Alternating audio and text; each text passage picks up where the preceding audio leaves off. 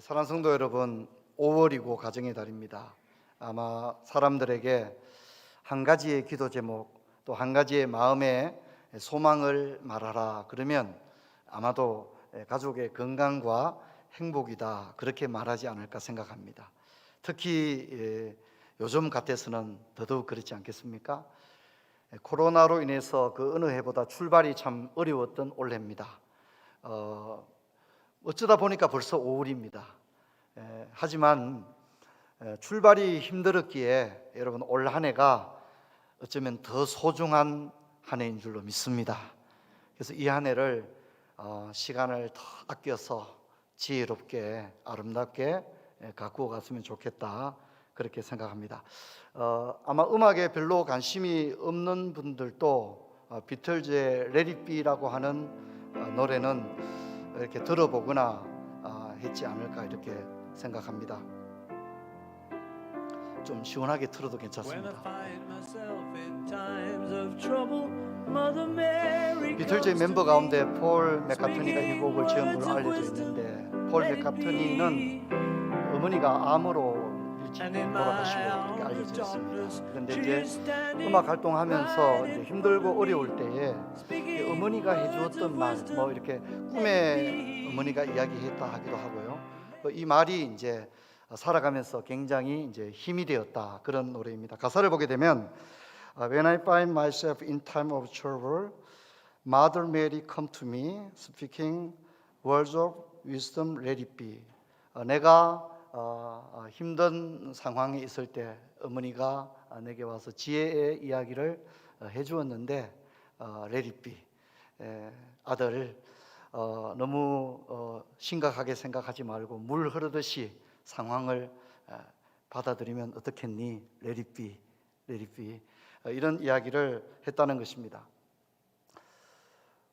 부모님께서 자녀들에게 해준 말은 자녀들의 가슴에 남습니다. 그래서 부모님은 자녀를 떠나가지만 아버지 어머니가 해준 말은 자녀의 가슴에 남아서 평생에 자녀의 삶에 영향을 미칩니다. 저희 어머니께서도 이제 제가 막내 아들이 목회를 하니까 걱정이 많으세요. 그래서 언제나 이렇게 전화를 하면 교회 괜찮나? 어머니 교회 괜찮습니다. 성도들이 그래 많은데 문제 없나? 문제 없습니다. 그러면서 이제 어머니가 제게 언제나 하시는 말씀이, 자네는 마음을 태평양 같이 품으시게, 이제 언제나 그런 얘기를 하세요. 근데 제가 이렇게 그렇지는 못한 것 같아요. 때로는 급한 성격에 후회되는 말도 하고 어떤 행동과 결정을 해놓고도 후회가 될 때가 많거든요. 그러면 이제 그때 어머니 말씀이 생각이 나는 거예요. 자네는 마음을 태평양 같이 품으시게. 그 말이 생각나곤 합니다. 가정의 달인데요, 이제 뭐 여행도 하고 또 좋은 선물도 받고 이렇게 의미 있는 식사도 하고 이러면 참 좋겠죠. 그렇지만 5월 가정의 달에는 좀 부모 자녀들 간에 좀 대화도 좀 많이 나누시고 서로 격려하는 이야기도 많이 하시고 또 서로 이야기를 경청하고 또 마음속에 넣어두었던 그런 이야기들도 이렇게 좀 하면 좋겠다고 생각합니다. 평생을 부모 자식으로 만나 살았는데 속 깊은 이야기를 나누지 못한다면, 즉 자문의 언어가 부재 상태에 있다면 참 얼마나 비참할까, 그런 생각을 해보게 됩니다. 가정의 달에 우리 교회가 원래 자문의 말씀을 살펴보는데 특별히 여러분 가정에 자문의 은혜가 넘치기를 바랍니다. 오늘은 잠언 11장으로 넘어왔는데 저는 오늘과 다음 주에 잠언 11장을 두 번에 나누어서 살펴보려고 합니다. 먼저 오늘은 1절만 읽었습니다만 22절까지를 중심으로 정직을 통해서 어떻게 하나님의 공의가 실현되느냐, 그리고 뒷부분에 가서는 다음 주에 구제를 통해서 어떻게 공의가 실현되느냐를 살펴볼 것입니다. 오늘 우리가 읽은 살펴볼 본문에는 공의라는 단어가 굉장히 반복적으로 나오는데요, 4절 그리고 5절 그리고 6절 그리고 18절 19절에 공의라는 단어가 나오고 있습니다. 아울러 공의와 연관된 단어들도 눈에 띄는데요, 먼저 1절에 보면 공평이라는 단어가 나오고 있고요. 3절에 정직이라는 단어가 그 이후에도 몇 번 더 나오고 있습니다. 그래서 우리가 좀 주목할 만한 구절은 11장 6절에 보니까 정직한 자의 공의 이렇게 말했고요. 11장 11절에서는 정직한 자의 축복 이렇게 나오고 있습니다. 여러분, 공의는 하나님의 대표적인 속성입니다. 그래서 우리가 흔히 하나님을 사랑과 공의의 하나님이다 이렇게 말하지 않습니까? 그래서 그 가운데도 공의는 하나님의 대표적인 속성입니다. 만일 하나님이 공의롭지 않다면 그분은 하나님일 수가 없는 거예요.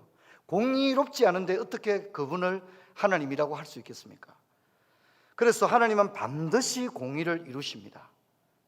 공의가 무너진 곳에 하나님의 손이 개입을 해서 공의를 이루심으로써 하나님의 하나님 되심을 나타내십니다. 우리가 앞에서도 하나님의 공의를 한번 다룬 적이 있는데요. 10장 2절과 3절 우리가 같이 읽겠습니다. 불의의 재물은 무익하여도 공의는 죽음에서 건지느니라. 여호와께서 의인의 영혼은 줄이지 않게 하시나 악인의 소욕은 물리치시느니라.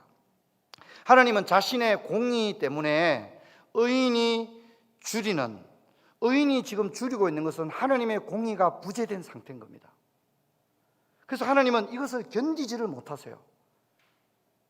그래서 하나님이 개입하셔서 의인의 영혼이 줄이지 않게 하시는데, 그 방법이 하늘에서 막 이렇게 뭘 주시는 게 아니라 그 의인의 부지런함, 노동, 근면을 통하여 재물을 주심으로 의인이 줄이지 않게 하시고 하나님의 공의를 이루는 거예요. 근데 오늘은 그 공의에서 의인을 줄이지 않게 하시는, 의인들이 먹을거리가 없어서 비참한 인생을 살아가는 그런 공의 부재의 상태를 벗어나는 것이 하나님의 목표가 아니에요. 하나님의 공의는 훨씬 그보다 더 정교합니다. 그래서 오늘은 그 하나님의 공의가 상업 거래 현장, 무역의 거래 현장에서도 지켜지기를 원한다는 겁니다. 그래서 하나님은 상업과 무역의 현장으로 독자들의 시선을 유도합니다. 하나님은 도시의 시장에서도 하나님의 공의가 이루어지기를 원하십니다. 그래서 정직한 자의 공의, 정직한 자의 축복을 언급하는데 이것이 오늘의 주제입니다. 자, 여러분 11장 1절을 우리 한 번 더 같이 읽어보도록 하겠습니다. 속이는 저울은 여호와께서 미워하시나 공평한 주는 그가 기뻐하시느니라. 여기 속이는 저울은 하나님의 공의가 무너진 현장입니다. 사람들이 막 저울을 속이는 거예요. 10kg인데 20kg다 막 이렇게 거짓말을 하고 막 이런 얘기를 하는 거예요. 또 공평한 주는 하나님의 정의가 살아있는 현장입니다. 속이는 저울은 악인이 부정한 방법으로 재산을 축적하는 현장인데, 이것은 시장의 문제, 상업 거래상의 문제, 경제의 문제가 아니라 바로 하나님의 문제입니다. 하나님은 이곳에서도 하나님의 공의가 시행되기를 원하시고 손을 내밀어 공의를 드러냅니다. 그래서 하나님은 속이는 저울을 미워하십니다. 속이는 저울은 정당하지 못한 이윤 추구의 모든 현상을 설명하는 것입니다. 그런데 의인은 공평한 주를 사용합니다. 왜냐하면 여호와를 경외하기 때문입니다. 여러분, 우리가 11장 3절을 보니까 참 아름다운 표현이죠. 한번 펜 있는 분은 이렇게 밑줄 더 끄면 좋겠어요. 너무 아름다운 문장이라고 생각합니다. 정직한 자의 뭐라고 나오죠? 성실이라고 나옵니다. 정직한 자의 성실. 그리고 6절을 보면 정직한 자의 공의라고 나오고요.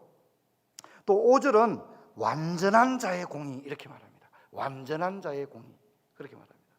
하나님은 불법이 득세하는 것을 참아보지를 못하시는 거예요. 그리고 10절은 의인의 형통, 11절은 정직한 자의 축복 이렇게 나오는데, 여러분 재미있는 것은요, 하나님의 공의는 그 개인의 축복에서 끝이 나는 게 아니라 공동체 전체의 기쁨과 안녕을 가져다 준다고 이야기합니다. 저는 이 부분을 굉장히 독특하게 읽었습니다. 그래서 여러분 10절과 11절에 펜 있는 분은 이렇게 좀 체크를 해 놓으시고 나중에 이 본문을 읽을 때 한번 좀 깊이 좀 생각을 하면 좋겠습니다. 10절 11절 같이 읽습니다. 의인이 형통하면 성읍이 즐거워하고 악인이 패망하면 기뻐 외치느니라. 성읍은 정직한 자의 축복으로 인하여 진흥하고 악한 자의 입으로 말미암아 무너지느니라. 그렇게 얘기합니다. 정직한 사람이 잘 되고 의인이 형통하면 그 사람이 사업이 잘 된다 해서 끝나는 게 아니라 도시 전체가 기뻐한다는 겁니다. 저는 이 잠언이 굉장히 독특하게 다가왔습니다. 그 사람 잘 되는 게 끝이 아니에요. 그 정직한 사람이 복을 받고 의인이 형통하는 것은요, 그 도시 전체가, 공동체 전체가 기뻐한다는 거죠. 그리고 한 걸음 더 나 뭐라 합니까? 정직한 자의 축복은 성읍을 한번 따라해볼까? 진흥케 하고 도시가 발전한다는 거예요. 정직한 자들이 기업이 성장하고 잘 되면 그 사람 잘 되는 데서 끝나는 게 아니라 그 사람이 사는 성읍이 어떻게 된다고요? 진흥한다고 얘기해요. 여러분, 저는 이 말씀이 굉장하게 다가왔습니다. 이런 얘기죠. 좋은 기업이 있으면 그 사회가 발전한다는 얘기입니다. 좋은 기업이 많은 도시들, 좋은 기업이 많은 정직하게 기업을 경영하고 말이죠, 사람들이 먹는 먹거리나 사람들이 사용하는 전자제품들을 진짜 안전한 먹거리와 제품을 만들기 위해서 눈속임하지 않고 필요하다면 비싼 부품을 기꺼이 사용하고, 그렇게 해서 물건들을 만드는, 소비자들이 잘 몰라도 그거 관계없이 안 알아줘도, 소비자들이 알아주지 않아도 진짜 이 물건을 사용하는 사람들의 안전하게 사용할 수 있도록 그런 물건들을 막 만들어내는 그런 기업들이 잘 되는 거예요. 또 그러면 어떻게 된다고요? 마스크를 쓰고 있으니까 제가 뭐 어떻게 할 수가 없습니다. 그러면 어떻게 된다고요? 도시가 진흥한다. 그렇게 얘기합니다. 선량한 공무원, 그리고 양심적인 선생님, 경건한 목회자들이 있으면 그 시대가 밝아지고 도시의 미래는 희망적이다. 그렇게 얘기합니다. 저는 너무 놀라운 잠언이라고 생각합니다. 여러분, 교회도 마찬가지입니다. 집안도 마찬가지입니다. 여러분이 몸담고 있는 분야, 업종도 마찬가지입니다. 여러분이 몸담고 있는 분야나 업계에 너무 사기꾼이 많고 속이고 거짓말이 판을 치고 불법이 거의 상식에 가까운 거예요. 여러분, 그래 되면 여러분이 몸담고 있는 업종은 절대 발전하지 않습니다. 그리고 여러분이 몸담고 있는 그 업종은요, 분위기가 살벌한 거예요. 왜? 사기치는 거니까. 사람들이 사기치고 양심적인 사람이 그 업계에 아무도 없는 거예요. 그러면 그 업계는 무너지고, 여러분 한 걸음 더 나가서 그 업종에 있는 사람들 모두가 사회로부터 어떤 평가를 받아요? 좋지 못한 평가를 받죠. 좋지 못한 평가를 받게 되는 겁니다. 그리고 도시는요, 악한 자의 입으로 말미암아 무너진다, 이렇게 얘기합니다. 진짜 말뿐인 정치인들은 진짜 도태되어야 됩니다. 말로 먹고 살고 말로 국민들을 현혹하고 하는 그런 정치인들은 국민들이 선거를 통해서 분명하게 단죄를 해야 되고, 그런 정당도 단죄를 해야 됩니다. 왜냐하면 악한 자의 입으로 도시가 망하게 된다고 이야기하기 때문입니다. 악인이 말이면 도시가 무너지고 사회가 와해된다고 말합니다. 놀라운 이야기입니다. 저는 잠언을 읽으면서 진짜 깜짝 놀랍니다. 이토록 놀라운 말씀이 성경에 있습니다. 여러분, 잠언은 한 걸음 더 나아가 정직한 자의 처신을 말할 때, 정직한 자는요, 단순히 착한 사람이 아니에요.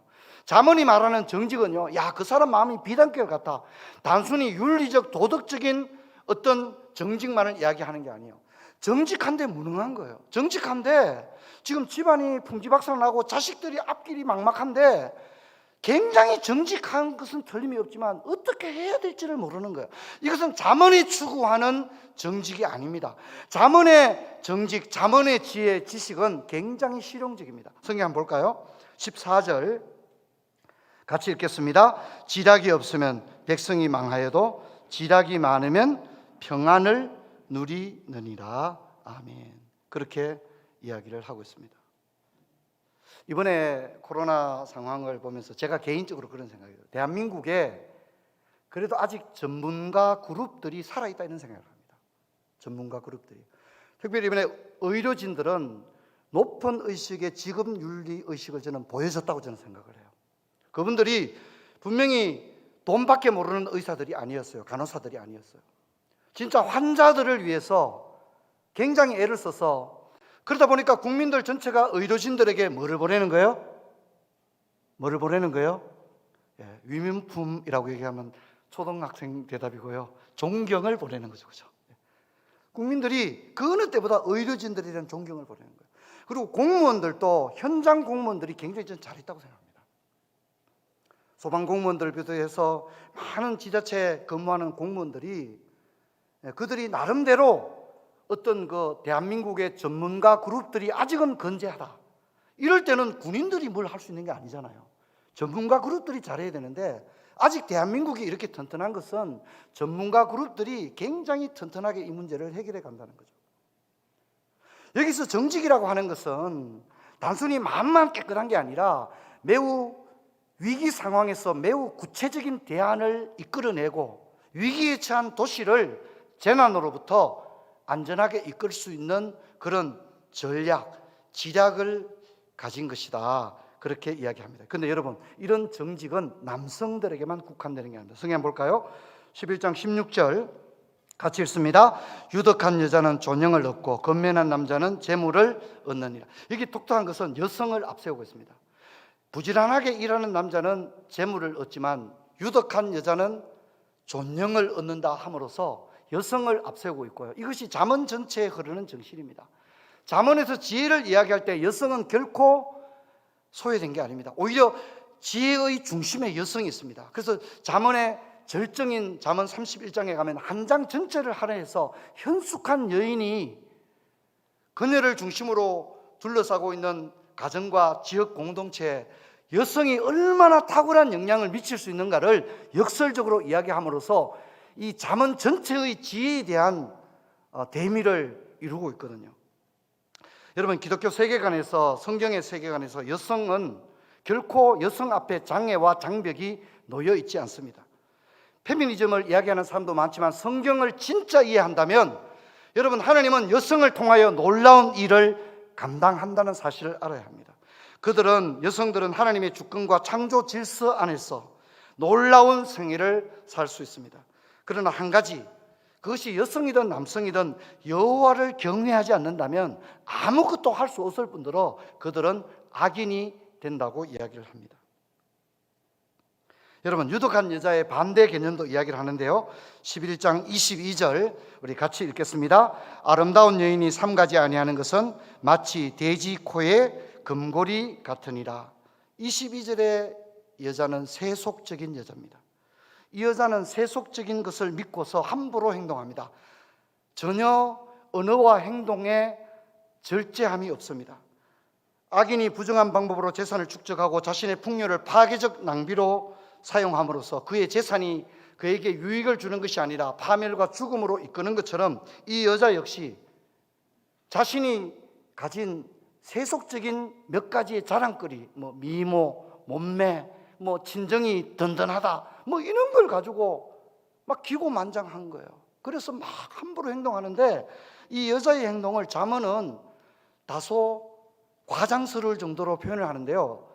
이 표현은 저는 좀 과장된 느낌이 있다고 생각해요.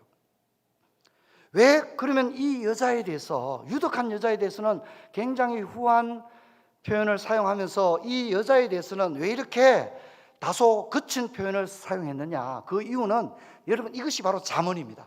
잠언의 목표는 교양적인 이야기를 하는 게 아니라 이 이야기를 듣고 있는 아이의 미래를 결정할 수 있는 이야기이기 때문에 한 번 들은 이야기를 자녀가 절대 잊어버리면 안 되는 거예요. 그래서 매우 인상 깊게 이야기를 하고 있는 것입니다. 여러분, 이 여자가 왜 이렇게 되었습니까? 무엇이 이 여자를 이렇게 만들고 말았습니까? 여러분, 그것은 잠언의 결론이기도 한데요, 바로 여호와를 경외하지 않았기 때문입니다. 여러분, 우리는 도덕을 가지고, 윤리를 가지고, 지성을 가지고, 품격을 가지고 그러면 다소간 사회적으로 나은 행동을 할 수는 있습니다. 하지만 그가야 안 됩니다. 여러분, 우리는 여호와를 경외할 때 참된 인격을 소유하게 될 줄로 믿습니다. 여러분, 우리는 지금까지 하나님께서 어떻게 공의를 이루시는가를 추적하고 있는데 하나님의 공의는 노동을 통해서 주어지고요. 그런데 열심히 일하는 것만 가면 안 됩니다. 열심히 일합니다. 아침에 일찍 출근하고 막 스마트폰도 2개를 가지고 막 영업을 하는데 진짜 막 대단합니다. 그런데 거짓말을 하는 거예요. 속이는 저울을 쓰고 고객들에게 막 납품가를 막 속이는 거예요. 그러면 그게 악인입니다. 그렇게 번 돈은 그 사람에게 복이 되지 않고 파멸로 끌고 간다고 잠언은 결론으로 가고 있습니다. 그래서 우리는 부지런해야 되고 동시에 어떻게 됩니까? 정직하게 일해야 한다고 이야기합니다. 그러면 부지런하고 공평한 추를 사용하면서 정직하게 일한다. 그럼 이게 잠언이 이야기하는 이야기의 끝입니까? 그렇지 않습니다. 이것은 절반밖에 오지 않은 겁니다. 진짜 중요한 꼬린 지점에 이르러야 하는데 그것을 우리는 다음 주에 연결해서 살펴보게 될 것입니다. 말씀을 맺고자 합니다. 성도 여러분, 정직은 강합니다. 정직은 최선의 전략입니다. 결국에는 정직이 이깁니다. 여호와를 경외하는 자는 언제나 정직을 선택합니다. 여러분, 정직은 때로 불편합니다. 솔직하게 말하고 있는 그대로 보여주는 것은 결코 쉽지 않습니다. 그래서 사람들은 간편한 거짓말을 선택합니다. 하지만 거짓은 하나님께서 기뻐하지 않습니다. 속이는 저울은 당장의 매출을 끌어올릴 수는 있습니다. 내 주머니에 좀 더 많은 수익을 가져올 수는 있습니다. 하지만 하나님께서 보고 계십니다. 그리고 그런 사람은 결코 복되지 않습니다. 공평한 추를 사용하는 사람은 고객과 거래처의 관계 때문에 정직하게 거래하지만 동시에 이 사람은 하나님이 보고 계시기 때문에 공평한 추를 사용하는 것입니다. 이런 정직한 사람들 때문에 성읍이 즐거워하고 도시는 발전하고 그 업계는 도시 사람 전체로부터 그 업종에 종사하는 사람들로부터 높은 평가를 가져오게 하는 것입니다. 여러분, 성경에는 이랬던 두 명의 총리가 등장하는데요. 그게 바로 요셉과 다니엘입니다. 정직했던 총리들입니다. 이 사람들은 정직을 가지고 승부를 했습니다. 얄팍한 속임수를 사용하지 않았습니다. 성도 여러분, 정직을 선택하시기를 주의 이름으로 축원합니다. 오늘 이 말씀을 가지고 가족들과 함께 가정 예배 때 말씀도 나누시고 언제나 우리가 정직을 선택해야 하는 그 순간에 마음이 흔들릴 때가 있지 않습니까? 그럴 때 우리 여호와를 경외하는 자들입니다. 그러므로 언제나 정직의 선에서는 그런 저와 여러분 되기를 주의 이름으로 축원합니다. 자리에서 일어나겠습니다. 제가 기도하겠습니다. 하나님 아버지, 오늘 잠언 11장을 통해서 하나님의 사람들, 여호와를 경외하는 사람들은 정직하게 일하고 또 언제나 정직을 선택한다는 사실을 알게 되었습니다. 오늘 거짓이 판치는 이 세상 가운데서 다른 사람들이 다 속인다 할지라도 우리만큼은 하나님 앞에서 공평한 추를 사용하는 하나님의 사람들 되게 하여 주옵소서. 주 예수 그리스도 이름으로 기도하옵나이다. 아멘.